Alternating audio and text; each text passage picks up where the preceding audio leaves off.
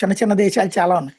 అలాంటి చిన్న దేశాలన్నీ కలిపేటటువంటి నార్డిక్ దేశాలు అందరూ కూడా మోడీ పర్యటన సందర్భంగా కలవడం అన్నటువంటిది కీలకమైనటువంటి అంశం.